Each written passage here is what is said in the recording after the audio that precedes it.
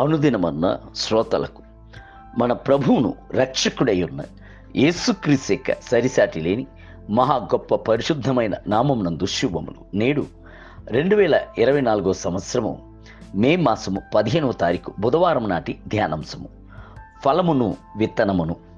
ఆదికాండము 1వ అధ్యాయము 11వ వచనమందు భూమి మీద తమ తమ జాతి ప్రకారము తమలో విత్తనము గల ఫలమిచ్చు ఫల వృక్షములను భూమి మొలిపించునుగా కాని పలుకగా, ఫలముల యందు విత్తనములు దాగి ఉన్నది.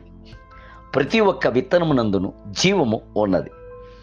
అట్టి జీవము నూతన చెట్లను మొలిపింప చేసేటువంటి శక్తి గలదై ఉన్నది. ఫలములు లేకున్నట్లయితే విత్తనము లేకున్నట్టు ఫలమివ్వని విశ్వాసి వలన ఆత్మల సంపాద్యము చేయలేదు. చెట్లు ఫలములను ఇచ్చుచున్నాయి. అదే సమయం నందు విత్తనము కూడా పుట్టించి తమ జాతి ప్రకారపు చెట్లను వృద్ధి చెందుటయందు బహు జాగ్రత్త కలిగినదై ఉన్నది. పక్షులను ఆకర్షించుటకు ఆ ఫలమునందు అందమైన రంగును, సువాసనను, కమ్మని రుచిని ఉంచుడుతో పాటు లోపట దృఢమైన విత్తనమును కూడా దేవుడు ఉంచి ఉన్నాడు. తద్వారా ఆ చెట్లు వందల కొలదిగాను వృద్ధి చెంది భూమిని నింపుచున్నది. విత్తనమే లేకుండా కేవలము ఫలములు మాత్రమే ఇచ్చుచున్నట్లయితే ఆ చెట్టు యొక్క జాతి వృద్ధి చెందక త్వరలోనే అంతరించుకుని పోవును కదా. ఫలమును ఇచ్చు విశ్వాసులారా, మీ యందు ఆత్మల సంపాద్యమును విత్తనము కలదా? మీరు మంచి క్రైస్తవులని పేరు పొందినంత మాత్రము సరిపోదు. ఆత్మల సంపాద్యము చేయు క్రైస్తవులుగాను ఉండవలెను. భారతదేశం నందు క్రైస్తవులు 3%, 4% మధ్యన పలు సంవత్సరములుగా తల్లాడుచుండుటకు గల కారణం ఏమిటి? ఆత్మల సంపాద్యము చాలినంత మట్టుకు చెయ్యకుండుట చేతనే కదా.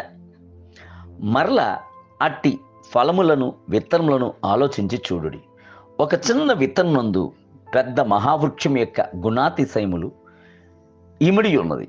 ఆ వృక్షం యొక్క ఆకులు, పుష్పములు, ఫలములు, మిగతా అన్ని స్వభావముల యందు అట్టి చిన్న విత్తనందు పొందుపరచబడి ఉండుట ఎంత గొప్ప ఆశ్చర్యము. ఒక చిన్న సీసా యందు ఒక గొప్ప కొండను అణచి ఉంచినట్లుగా ఆ విత్తనం నందు పెద్ద మహావృక్షము ఇమర్చబడి ఉన్నది. ప్రతి ఒక్క విత్తనం నందును జీవము కలదు. అట్టి జీవము వేరుతన్ని పెరిగేంత వరకు కావలసినంత ఆహారము అందులో ఉన్నది.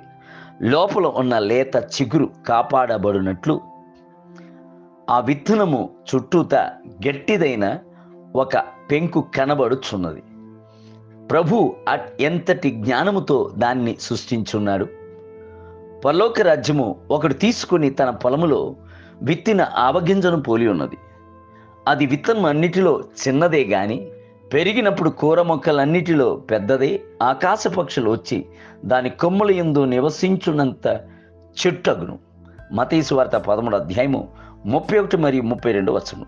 దేవుని బిడ్డలకు ఉండవలసిన జీవం గల విత్తనములు దేవుని యొక్క వాక్యమే.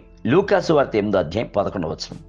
ప్రభు యొక్క మాట మాత్రమే ఆత్మీయ జీవము గలదై ఉన్నది. వాక్యపు విత్తనములను విత్తుచున్నప్పుడు ఆత్మల సంపాద్యమును చేయుచున్నారు.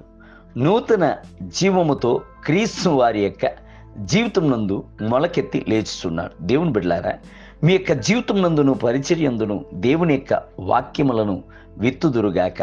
మీ యొక్క జీవితము ఫలించుచున్నదే ఉండుటకు ఇది సరి అయిన త్రోవ.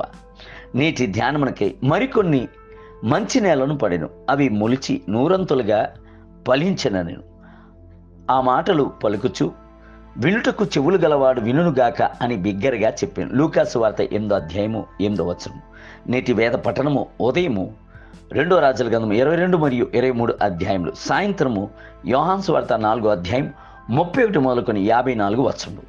ప్రభు మిమ్మలను దీవించునుగాక. ఆమేన్ గాక.